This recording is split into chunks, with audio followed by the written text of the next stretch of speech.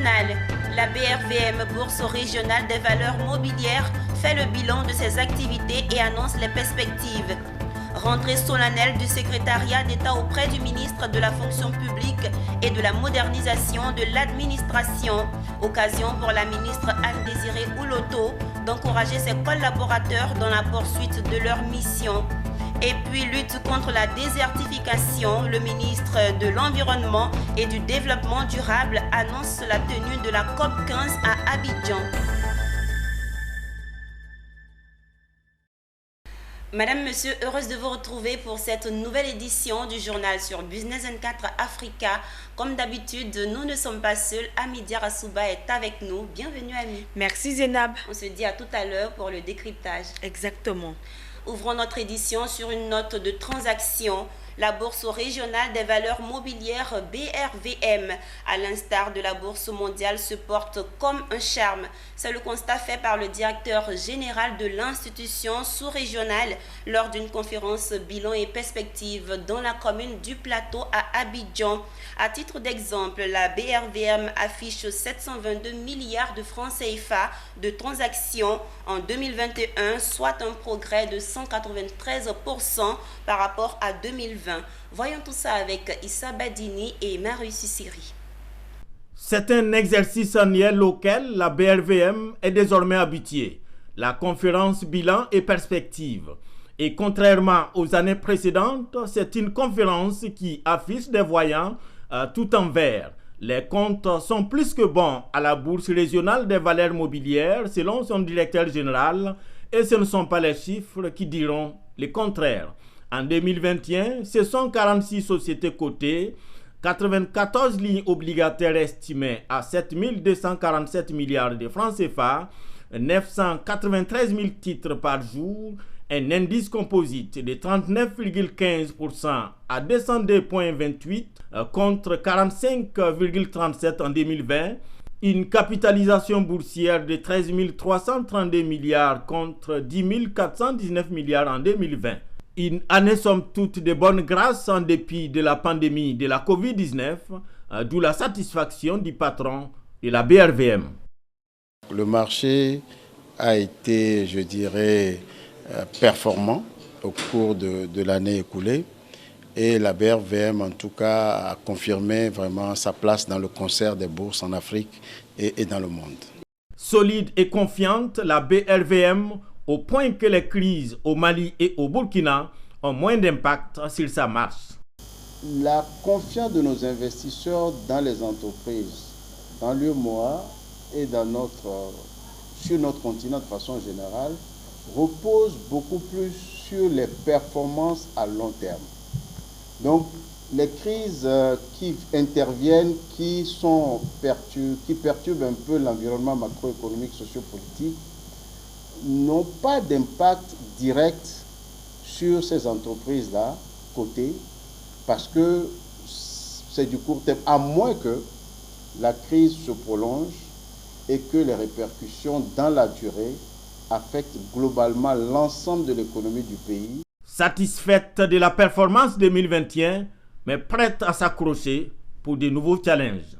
Il faut attirer de nouveaux émetteurs, il faut attirer de nouvelles entreprises à la côte. Autre performance soulignée lors de la conférence, celle de la DCBR, autrement dépositaire central et banque de règlement, qui affiche au titre de conservation 4,32% de hausse, passant de 132 à 169 points. Créée en 1996, la BRVM a célébré son 25e anniversaire en décembre dernier. Un bilan là aussi satisfaisant avec plus de 14 000 milliards de francs CFA de ressources levées à travers les emprunts obligataires et les offres publiques de vente OPV. Le secrétariat d'État auprès du ministre de la fonction publique et de la modernisation de l'administration a procédé à sa rentrée solennelle ce lundi 24 janvier 2022 à l'École nationale d'administration ENA. Présente à cette cérémonie, la ministre en charge de la fonction publique a encouragé ses collaborateurs dans la poursuite de leur mission, celle de contribuer à un service public de qualité. Walter Kofi et Tima Traoré nous font le point. Ces directeurs centraux et chefs de service sont en mission pour une administration publique de qualité fondée sur la célérité, la transparence et l'équité, et un objectif de performance qui leur a été assigné dans ces lettres de mission remises par Brice Kwasi, secrétaire d'État chargé de la modernisation de l'administration à l'occasion de la rentrée solennelle 2022. Au titre des grands chantiers pour l'année 2022, Brice Kwasi a annoncé l'extension du système électronique des courriers et l'accélération de la dématérialisation des processus administratifs dans le cadre du projet e-démarche administrative. Pour le secrétaire d'État chargé de la modernisation de l'administration, se réinventer est une obligation, surtout face à cette crise sanitaire à Covid-19 qui n'a épargné aucune administration. La pandémie de la Covid-19 a totalement changé notre manière de travailler. Nous a obligés à changer notre manière de travailler. Il n'y a pas de possibilité de faire marche arrière. Nous sommes obligés de travailler en tenant compte de ces menaces. Et c'est dans cette grande crise-là aussi que tous les peuples laissent éclore le génie créateur qui sommeille en eux. Il s'agira pour nous, pour cette année, de pouvoir implémenter le projet signé, donc la signature électronique, au sein du ministère de la fonction publique et aussi au sein du ministère de l'Intérieur. Donc ça permettra à nos acteurs signataires de pouvoir avoir une célérité dans la délivrance des actes administratifs. Et là, je suis très heureux ce matin de recevoir des mains du secrétaire d'État cette lettre de mission qui trace les sillons de la modernisation de l'administration. Cette lettre de mission vient aujourd'hui nous définir les orientations concrètes pour cette année 2022. La cérémonie a été rehaussée par la présence de la ministre de la fonction publique et de la modernisation de l'administration, Anne-Désirée Ouloto, qui s'est félicitée de la bonne prise en main du secrétaire d'État et de la vision partagée, celle du Premier ministre et du Président de la République, qui veulent d'une administration publique moderne, efficace et dynamique. Elle a fait observer qu'une fonction publique performante passe nécessairement par l'engagement et la responsabilisation des différents acteurs clés de l'administration. Au-delà de la rentrée solennelle du ministère de la fonction publique et de la modernisation de l'administration, nous avons voulu dédier de manière spéciale cette rentrée au secrétariat d'État afin d'engager davantage tous les acteurs majeurs de cette institution autour des défis que nous avons ensemble à relever. Notons qu'ils étaient 11 directeurs centraux et chefs de service à recevoir leur lettre de mission lors de la rentrée solennelle du secrétariat d'État chargé de la modernisation et de l'administration pour l'exercice 2022. Poursuivons cette édition sur une note environnementale. La Côte d'Ivoire abritera du 9 au 20 mai 2022 la 15e session de la conférence des parties des Nations Unies sur la lutte contre la désertification et la sécheresse. Quelques mois avant cette rencontre des dirigeants mondiaux, le ministre de l'Environnement et du Développement durable a animé à Abidjan une conférence de presse. Il était question de préciser les enjeux de la Côte d'Ivoire pour cette rencontre. Mondésir Nascimento et Ismaël Doza. C'est officiel. Du 9 au 20 mai 2022, Abidjan va abriter la 15e session de la conférence des parties des Nations Unies sur la lutte contre la désertification et la sécheresse. 197 pays et institutions du monde, des représentations diplomatiques et les acteurs du secteur agro-business vont se retrouver sur les bords de la lagune et briller. Il sera question pour eux de pousser les réflexions sur le thème « Restauration des sols arides et des forêts dégradées pour une agriculture du futur ». Quelques mois avant cette rencontre des dirigeants mondiaux, le ministre de l'Environnement et du Développement durable ivoirien, Jean-Luc Assi, a animé une conférence de presse. L'idée est d'informer l'opinion nationale sur l'organisation d'une telle rencontre historique et d'envergure, mais aussi préciser ses enjeux pour le pays. Pour un budget général d'organisation chiffré à 8 milliards de francs CFA, la Côte d'Ivoire participera à hauteur de 3 milliards. Cette manne financière sera éjectée dans l'économie du pays et impactera l'ensemble de l'écosystème économique. La Côte d'Ivoire assurera la présidence de la COP pour 2 ans. Le pays sera par conséquent le centre névralgique de la diplomatie environnementale mondiale sur les questions de gestion durable des terres. La tenue d'une telle rencontre aura de nombreux effets dans plusieurs domaines dans notre pays. Ce sont les structures d'hébergement, la restauration des transports et bien d'autres secteurs qui seront les grands bénéficiaires de cet événement d'environ 2 semaines. Cela contribuera grandement à la relance du secteur du tourisme, durablement affecté par les effets de la crise sanitaire. Par ailleurs, la COP devrait booster l'attraction des investissements étrangers directs dans le domaine de la gestion des terres et des sols et la promotion de l'agriculture durable. Pour réussir cette organisation, le président de la République a nommé comme président du comité d'organisation Abou Bamba, un sachant de la chose environnementale. Il lui a été remis à l'issue de cette conférence de presse la feuille de route. Abou Bamba, remerciant le gouvernement et ses chefs pour leur confiance, a décliné les grandes lignes de la COP15 sur la désertification et la sécheresse. Il a souligné ce qui restera à la Côte d'Ivoire après cette rencontre mondiale. Que gardera notre pays au-delà d'avoir fait avancer le débat sur la gestion durable des terres? De quoi nous souviendrons-nous en tant qu'Ivoiriens? C'est ainsi que nous avons pensé à ce que nous avons baptisé, le ministre en a déjà parlé, Initiative d'Abidjan ou programme d'héritage de la COP15, qui est un vaste programme visant l'accroissement exponentiel de la production agricole, rente et vivrier. La Convention des Nations Unies sur la lutte contre la désertification, la dernière née des conventions de Rio, a été adoptée à Paris le 17 juin 1994 et est rentrée en vigueur le 25 décembre 1996. Elle a été ratifiée par la Côte d'Ivoire le 4 mars 1997. Parlons culture. L'Institut supérieur de la culture et des arts a décidé d'intégrer dans son programme de formation une nouvelle discipline. Son nom, l'indicamétrie. C'est une science qui permet de déterminer les potentialités d'une personne. Les promoteurs de cette matière ont, au cours d'une conférence de presse, présenté l'indicamétrie comme une solution pour le développement des hommes et de la société. Walter Kofi et Richard Akeke. Connaître l'homme avec grand H dans toute sa complexité, évaluer ses capacités les plus enfuies dont lui-même n'a jamais eu conscience, c'est là qu'un des aspects de l'indicamétrie. Cette science, à l'instar des sciences classiques telles que l'économie, la sociologie ou la géographie, sera transmise dès février à l'Institut supérieur de la culture et des arts, l'INSCA. Elle a pour particularité de prendre en compte le rationnel et l'irrationnel, une combinaison qui serait la clé pour joindre les compétences à l'efficacité. Les intéressés seront soumis à 6 mois de formation en vue d'une initiation avant de passer aux spécialités. Et nous avons voulu faire la promotion de l'indicamétrie parce que généralement on s'aperçoit que l'on est compétent mais on n'est pas efficace. Comment se fait-il que l'homme qui a une bonne formation, qui est bien instruit, qui est bien formé, n'est pas compétent?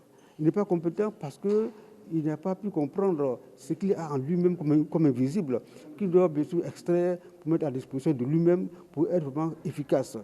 Puisque on a des gens qui sont bien formés, qui sont très compétents, mais qui ne sont pas efficaces. Pourquoi? Parce qu'il leur manque quelque chose qu'il faut leur donner.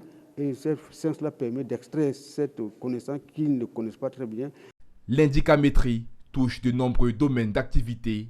La discipline peut être considérée comme un outil clé pour les ressources humaines et pour les dirigeants d'entreprise grâce à sa capacité à tracer les profils d'identité. Je prends pour un recruteur dans le domaine des ressources humaines, pour un recruteur qui ne fait qu'utiliser les CV du candidat au poste. Il n'a que le CV. Après, on va faire les tests psychotechniques. Mais l'avantage que l'indicamétrie offre, c'est que au-delà des CV qui ne font que faire référence aux valeurs extrinsèques, donc aux acquis diplômantes, l'indicamétrie vient révéler le noumen, c'est-à-dire les valeurs intrinsèques qui dorment en l'homme. mais ici le terrain, comme on l'a toujours dit là, va surgir. On va faire ressortir ces profils en termes de valeurs morales, en termes de saine gestion, donc la bonne gouvernance. Étudié à l'université de Bouaké depuis 2006, l'indicamétrie a été inventée par un Ivoirien, le professeur Moustapha Diabaté, en 1963. Malheureusement peu connue en Côte d'Ivoire, cette science multiforme et pluridisciplinaire qui corrige les limites des autres sciences ambitionne de conduire l'Afrique et même le monde vers une renaissance scientifique. Le district 403A2 du Lions Club International multiplie depuis quelques mois ses actions de recrutement de bénévoles. L'idée est d'accroître leur effectif en vue de parvenir à couvrir les besoins sans cesse grandissants des populations. 70 personnes ont été récemment intronisées Lions, prêté serment et se disent engagés pour servir gratuitement les populations démunies. C'est un objectif clairement énoncé par les responsables Lions du district 403A2 depuis l'année dernière et ce même objectif a été reconduit en début de cette année 2022. Il est orienté vers un recrutement massif de personnes de bonne volonté afin de réussir le pari du bénévolat. Samedi 22 janvier 2022, 70 personnes ont été intronisées Lions. Ils se sont constitués en 3 clubs, à savoir le Lions Club Abidjan Anturium, le Lions Club Abidjan Hirondelle et le Lions Club Abidjan Galaxy. À travers cette cérémonie qui a consacré leur remise d'attributs, notamment pins, certificats d'affiliation et chartes, ces hommes et femmes se sont mis à la disposition des populations démunies à travers des services impactants et à but non lucratif. Et nous sommes heureux d'avoir participé à cette cérémonie-là et c'est une cérémonie qui s'est bien passée. Nous nous engageons à œuvrer pour nos communautés, et nous voulons que nos amis qui hésitent encore à intégrer le Lions Club puissent le faire. Nous sommes très heureux de rejoindre cette famille, que nous espérons qu'elle grandira de plus en plus au fur et à mesure que les années passeront. Et nous invitons aussi les autres personnes qui hésitent toujours à rejoindre les Lions Club à ne surtout pas hésiter et à faire les pas pour venir vers cette nouvelle aventure. Elisabeth Atobra, gouverneur Lion du district 403A2, est la plus haute autorité de cette organisation pour 4 pays, notamment le Togo, la Côte d'Ivoire, le Libéria et la Sierra Leone. Pour elle, ce recrutement massif permettra d'accroître leur effectif en vue de parvenir à couvrir les besoins sans cesse grandissants des populations. Nous sommes là ce jour à l'occasion de la remise de charte de 3 nouveaux clubs, les clubs Anturium, Galaxy et Hirondelle. Et nous avons aussi invité de nouveaux membres des clubs anciens à nous rejoindre. Le Lions Club est une association de clubs services qui va servir les communautés les plus démunies. Et vous savez que seul on va vite et quand nous sommes plusieurs, nous allons plus loin. Et aujourd'hui, de tous les temps, il nous faut avoir encore plus de bras, et donc célébrer la force du nous. Et quand nous sommes nombreux, nous pourrons donc faire de meilleures œuvres en faveur des populations les plus démunies. Ces 3 clubs intronisés se donnent rendez-vous le 11 février 2022 au cours d'un dîner gala pour mobiliser des ressources en vue de réhabiliter l'unité de soins intensifs d'oncologie du CHU de Trècheville. De nouveaux projets et de nouvelles idées germeront pour aider les plus démunis. On dénomme au total 96 clubs et plus de 2350 membres Lions au sein du district 403A2. À Yamoussoukro, capitale politique de la Côte d'Ivoire, la fédération de Wado Academy Côte d'Ivoire, FEWACI, vient de lancer ses activités pour l'année 2022. Au menu de ce coup d'envoi, la présentation du calendrier des activités et une rencontre avec les maîtres de salle et les enseignants. France Diomandé nous commente ce reportage signé Charles Kouakou. Coup d'envoi des activités de Wado Academy de Côte d'Ivoire ce jour, en présence des clubs, du représentant du directeur régional des sports, de l'industrie sportive et des invités. Le président de la Fédération Wado Academy Côte d'Ivoire et la Confédération africaine de Wado ont donné le top départ pour les activités de la saison 2022. Occasion pour lui de dévoiler le calendrier de la saison 2022. Pour 2022, nous avions mis notre enseignement sur la formation des athlètes concernant le comité. Le comité, c'est le combat. Et comme nous venons donc de créer une confédération africaine, il faut donc préparer les athlètes, parce que d'ici 2 ou 3 ans, nous arrivons donc à lancer la première compétition africaine de Wado Rioreme. C'est donc confier donc le calendrier d'activité à tous ces maîtres de salle. Dès que nous terminons donc cette ouverture aujourd'hui, à partir donc du mois prochain, nous allons commencer donc les compétitions et les formations. L'académie fait une compétition chaque 3 mois et entre chaque 3 mois, il y a donc des formations. La formation de secourisme, formation d'arbitrage et bien d'autres choses encore. Le directeur technique national de Wado Academy Côte d'Ivoire a jugé satisfaisant le niveau des acteurs malgré l'inactivité observée due au coronavirus. On peut dire que le niveau des athlètes il est bon.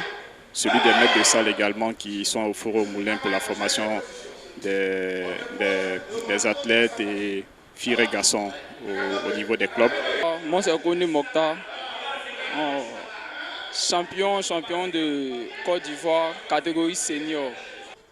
Je suis venu à Yamoussoukro ici pour la mise à niveau.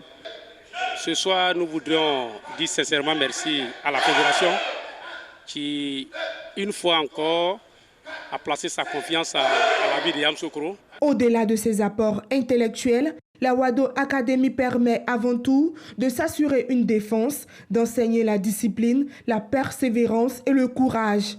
Mieux, à promouvoir la paix à tous les niveaux et à pacifier les pratiquants. Nous parlons toujours de sport, mais cette fois dans Résumé de CAN avec Ami Diarra-Souba.